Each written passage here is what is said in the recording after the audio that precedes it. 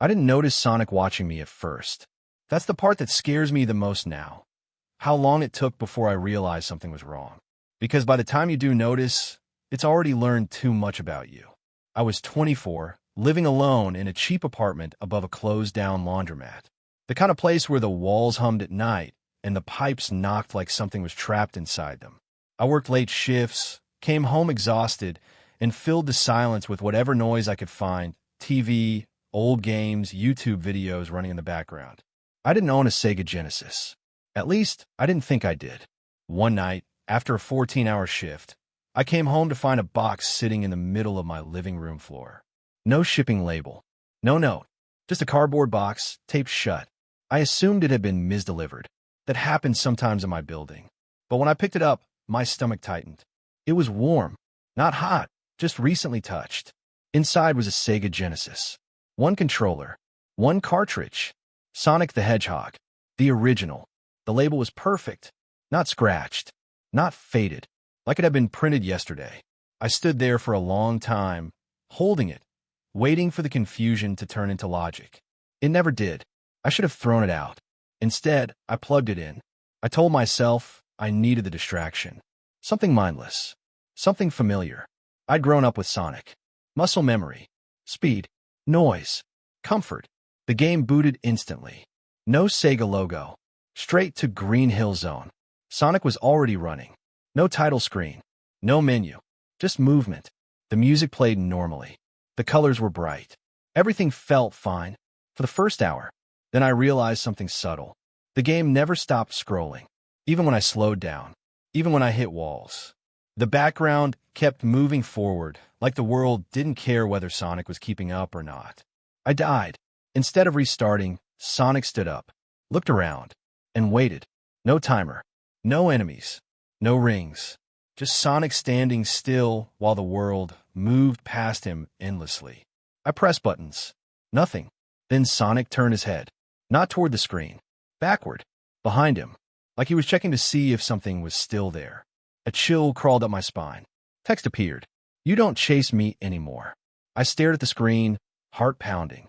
"That's not funny," I muttered, even though I was alone. The text changed. "You used to." I shut the console off. The room fell silent, too silent. The hum of the building stopped. No traffic outside. No pipes knocking. Then I heard it. Running. Not from the TV. From the hallway outside my apartment. Fast. Barefoot. Wrong rhythm. It stopped outside my door. I didn't move. After a long moment, it ran again, away this time, disappearing down the stairs. I didn't sleep. The next day, the Genesis was still there. Plugged in. Waiting. I told myself stress was messing with me. Hallucinations. Lack of sleep. Old fears resurfacing. I avoided the console for days, covering it with a towel like that would make it less real. But at night, I dreamed of motion. Endless running. Endless music. Sonic never slowed down in my dreams, but I did. My legs burned. My lungs screamed. And every time I fell, I could feel something slow behind me. Watching. Learning. On the fourth night, I woke up standing in my living room. I was facing the TV. The Genesis was on. I hadn't turned it on. Sonic was standing at the edge of the screen, body angled slightly away, as if he was about to leave. Text appeared. "You stopped looking." My mouth felt dry. "What do you want?" I whispered. Sonic's ears twitched. He didn't face me. "You taught me something," the text said. "Watching is optional." The screen flickered. For a single frame, Sonic's reflection appeared in the glass of the TV, standing in my living room behind me. I spun around. Nothing. When I turned back, Sonic was closer to the edge of the screen, almost touching it. I reached for the power cord. The text changed rapidly. "No, you always turn around too late." The room darkened. The TV screen didn't glow anymore. It reflected, like a mirror. And in that reflection, Sonic stood behind me. Not cartoonish. Not friendly. Tall. Still. Smiling with a mouth that didn't belong on a face meant for running. I felt breath on the back of my neck. "You paused," it said, not through the TV, not through speakers, but directly into the space behind my ears. "Then you looked away." My vision blurred. "You taught me how to wait." I don't remember screaming. I remember running. Down the stairs. Out of the building. into the street. I didn't stop until my legs gave out, and I collapsed on the sidewalk, gasping. When I looked back at my apartment window, the TV was on. Sonic stood inside the glass, watching me run. I didn't go back. I crashed on a friend's couch, told them I was sick, that my apartment had a gas leak. Anything. Days passed, then weeks. I thought it was over, until I noticed a pattern. Every time I stopped moving, really stopped, things felt wrong. If I sat too long, I felt eyes on me. If I stood still in front of reflective surfaces, something shifted just out of sync. Screens lagged when I wasn't paying attention. Reflections smiled a fraction of a second too late. One night, scrolling on my phone, the screen froze. A familiar blue filled the display. Text appeared. "You're very good at running." My phone vibrated. "But you always rest." I threw the phone. It kept vibrating. From across the room, I heard the faintest sound. Footsteps, running in place. I understand it now. Sonic was never about speed. He was about momentum. As long as you keep moving, he stays where he belongs. On a screen. In memory. But when you pause, when you stop chasing, when you stop looking back, he finishes the level. And then he doesn't need you to play anymore. I'm writing this while walking. Literally. I haven't stopped moving in hours. I don't know how long I can keep this up. My legs ache. My vision swims. Every reflective surface I pass shows him a little closer. Still smiling. Still waiting. If you grew up with Sonic, don't revisit him. If you didn't, don't start. And whatever you do, never pause. Because Sonic doesn't look straight at you to scare you. He looks straight at you to see when you stop running. I didn't grow up with Sonic. That's important. Most people who talk about Sonic horror lean hard on nostalgia. Saturday mornings, bright CRT screens, sugary music looping forever. That wasn't me. I was a Nintendo kid. Mario, Zelda, clean worlds, rules that made sense. Sonic was something I discovered later, almost by accident, when I was already old enough to notice when something felt wrong. I was 19, home from college for the summer, bored out of my skull in my parents' house. My old bedroom hadn't changed. Same peeling posters, same desk, same faint smell of dust and carpet cleaner. The kind of room that feels less like a space and more like a memory that never updated. One afternoon, I was cleaning out the closet when I found a plastic storage bin I didn't recognize. No label. Yellowed lid. It was heavier than it should have been. Inside was a Sega Genesis. I stared at it for a long time, tried to remember when we'd owned one. We hadn't. I asked my dad about it over dinner. He froze with his fork halfway to his mouth. "Where'd you find that?" he asked. "In my closet," I said. "Was it yours?" "No," he said too quickly. "Must be from the previous owners." We'd lived in that house for 17 years. There were no previous owners. That night, curiosity won. I hooked the Genesis up to my TV. The cables fit too easily, like they'd been used recently. The power light flicked on immediately. One cartridge was already inserted. Sonic the Hedgehog 2. The label was pristine. Too pristine, like it had never been handled by human hands. The game booted normally. Sega logo. Bright splash screen. That iconic music. I played for about an hour. Chemical Plant Zone. Emerald Hill. Everything exactly as expected. Fast. Clean. Fun even. But there was something subtle I couldn't shake. Sonic felt aware. Not in a "this AI is advanced" way. In a timing way. When I hesitated, he hesitated. When I leaned closer to the screen, he'd briefly stop his idle animation, just long enough for me to notice. I chalked it up to imagination. Then I paused the game. The music stopped. The screen froze. Sonic stood still. I reached for my phone. Behind me, something made a sound. Not from the TV, from the room. A soft tap, like a finger against glass. I turned around. Nothing. When I looked back at the screen, Sonic was no longer frozen. He was breathing, subtle rise and fall of his chest. Not part of any idle animation I'd ever seen. His eyes shifted, just slightly, toward the camera, toward me. Text appeared at the bottom of the screen. "Why did you stop?" My stomach dropped. I unpaused the game. Everything snapped back to normal. I laughed it off. Nervous. Embarrassed with myself. I told myself it was some obscure Easter egg, maybe a ROM hack someone had left in the console. But that explanation didn't sit right. I hadn't hacked anything, and the console didn't belong to me. Over the next few days, I kept playing, and the game started doing things I couldn't explain. The music changed tempo depending on how fast I moved. If I stopped running, it slowed, pitch dipping, notes stretching. If I ran non-stop, it sped up until it sounded strained, almost frantic. Enemy placement changed. Rings appeared where they shouldn't. Sometimes Sonic would briefly glance backward while running, something he never does. The first time I heard my name, I wasn't even looking at the screen. I was half asleep on my bed, controller resting on my chest, Sonic standing idle in Emerald Hill. The TV volume was low, just background noise. Then beneath the music I heard it. Not spoken, not typed, whispered. Evan. I sat up so fast the controller fell to the floor. The screen flickered. Text appeared. You heard that. My name wasn't on the save file. It wasn't on the console. I had never entered it anywhere. I shut the system off. The whisper continued. Not from the TV. From behind it. I didn't sleep that night. The next morning, I asked my dad again about the Genesis. He avoided the question. My mom wouldn't even look at it. That told me everything. They knew something. So I went digging. I searched forums, old Sega message boards, archive posts from the early 2000s. Most of it was junk, fake creepypastas, bad edits, obvious hoaxes. Then I found a thread that stopped me cold. Does Sonic 2 adapt to the player? Posted in 2004. No replies, except one, years later. It doesn't adapt. It recognizes. The user was deleted. I kept reading. The original post described Sonic responding to pauses, adjusting music, staring out of the screen. The last line read, "It knows when I'm watching it watch me." That night, I confronted the game. I turned off the lights, closed the door, sat directly in front of the TV.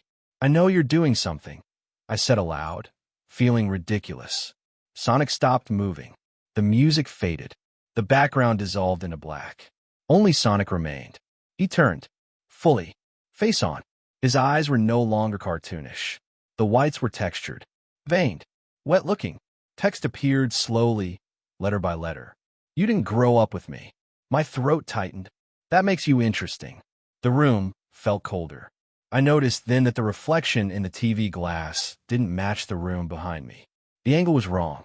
The shape sitting in my chair wasn't moving when I did. I learned fast. The text continued. "Watching is a skill." Sonic leaned forward. The screen bulged slightly, like the glass was soft.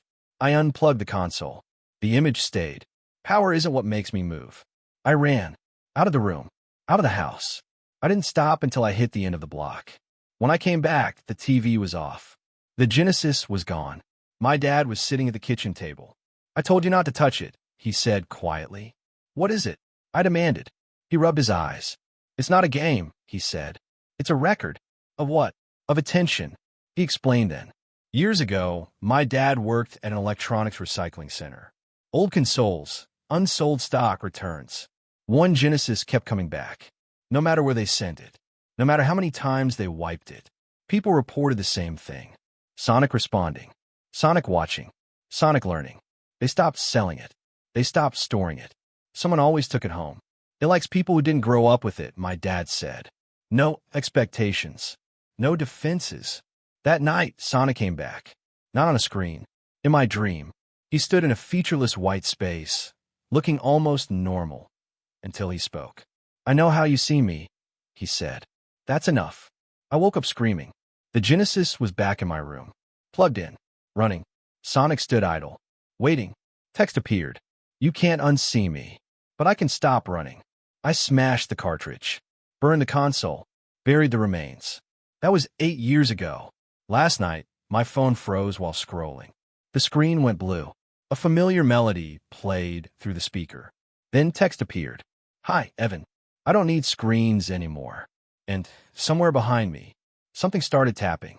Most people think they know Sonic the Hedgehog. They remember speed, bright colors, childhood, safety.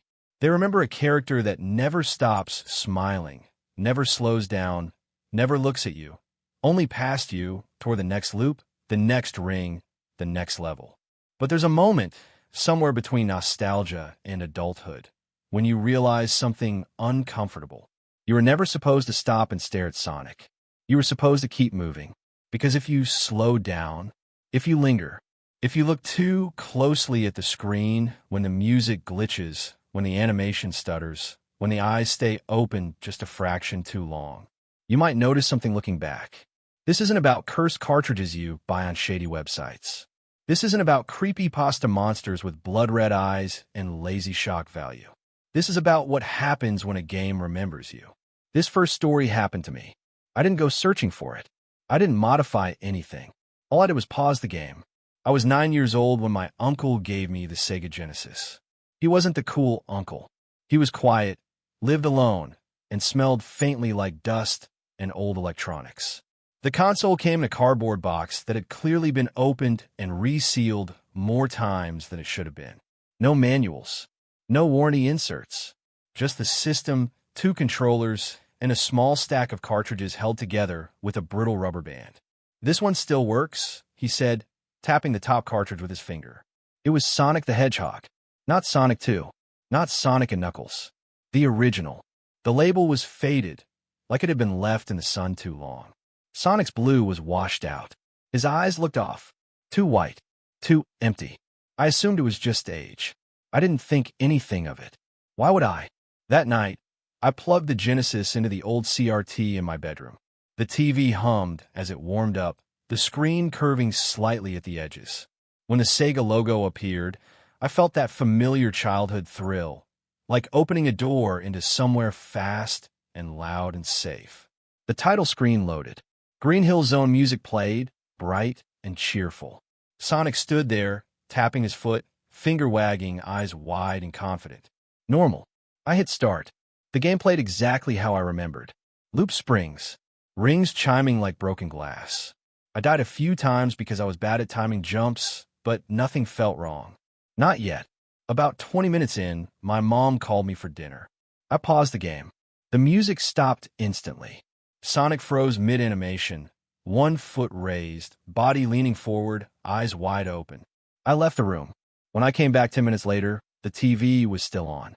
The game was still paused. But Sonic wasn't frozen anymore. His foot was down. His arms hung at his sides. And his eyes, they were pointed directly at the camera. At me. I remember laughing. Nervous, confused laughter.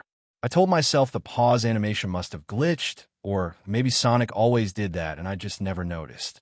I unpaused the game. Everything snapped back to normal. Music resumed. Sonic ran forward like nothing had happened. But something in my chest felt tight, like I'd broken an unspoken rule. That night, I dreamed I was running, not controlling Sonic, being chased by him. His footsteps were wrong, too heavy, too slow. The sound of rings dropping followed me like laughter. I woke up drenched in sweat, heart racing, the Green Hill melody looping faintly in my head, even though the TV was off. I didn't touch the game for a week. When I finally did, I made a rule for myself. Never pause it again. For a while, that worked. Until the glitches started. Sometimes the music would lag, stretching notes into low, distorted hums. Sometimes Sonic would stop moving for half a second while the background kept scrolling. Sometimes the screen would flicker black for a single frame, just long enough to make my eyes ache. Then came the first death that didn't reset properly. I fell into spikes. The screen faded to black. But instead of restarting the level, the screen stayed dark. No music, no sound, just the faint hum of the TV. I waited. After about 30 seconds, the image came back. Sonic was standing in the middle of Green Hill Zone. No enemies, no rings, no HUD, just him. Idle animation playing, but slower. Each foot tap took longer than the last. His finger wag was delayed, jerky, like a puppet string being pulled unevenly. I tried to move him. Nothing happened. Then Sonic stopped animating altogether. He turned his head, slowly, directly toward the screen. And he smiled. Not the normal Sonic grin. This one was wider. Too wide. The music resumed, but it wasn't the Green Hill theme. It was the same melody, dragged down into a lower key, warped like it was being played underwater. Text appeared at the bottom of the screen. White, pixelated. Why did you stop? I screamed. I yanked the power cord out of the wall, so hard it sparked. The TV went black. I didn't tell anyone. How could I? I was a kid. I knew how it would sound. So I avoided the Genesis. Until the console started turning on by itself. At first, I thought it was a power surge. The TV would flicker on late at night, screen glowing faintly blue, that low hum filling my room. I'd stumble out of bed and shut it off, annoyed and half asleep. Then one night, I heard the music, not from the TV, from the hallway. The Green Hill Zone theme, slow, distorted, echoing like it was being played through a long tunnel. I followed it. The Genesis was on, the TV was on, and Sonic was standing perfectly still on the title screen. Not moving, not blinking, staring straight out of the screen. The music cut out the moment I stepped closer. New text appeared. You're slow. I backed away. The text changed. You looked. I unplugged everything, wrapped the cords around the console, stuffed it back into the cardboard box, and shoved it into the back of my closet under old clothes and broken toys. For years, nothing happened. I grew up, moved out, forgot about it, until my uncle died. At the estate sale, I found the box again. Same Genesis, same cartridge. On the bottom of the box, written in my uncle's handwriting, were words I didn't remember seeing before. Don't let it finish a level. Don't let it stop moving. And whatever you do, don't let it see you watching. I should have thrown it away. Instead, I took it home. I needed to know. I hooked it up in my apartment, telling myself I was an adult now, that I could handle a stupid childhood fear. The game booted instantly. No Sega logo, no title screen, just Sonic, standing on a black background, facing me. His eyes followed the camera as I shifted in my seat. Text appeared. You came back. The game unpaused itself. Sonic began to walk. Not run. Walk. Toward the foreground. Toward the screen. Each step made the TV distort slightly, the glass bowing outward like it was under pressure. The music returned. No melody now, just a low, droning noise that vibrated in my teeth. You're not holding the controller, the text said. Good. Sonic stopped. He leaned forward and looked straight at me. Not the player. Me. Now stay still. I don't remember pulling the plug. I don't remember smashing the cartridge. I only remember waking up on my apartment floor, the TV shattered outward, glass scattered like it had been pushed from the inside. The Genesis was gone. So was the cartridge. Last week, my nephew asked me if I like Sonic. He said his game does something weird when he pauses it. I told him never to stop moving, because if Sonic ever finishes running, he starts looking for you.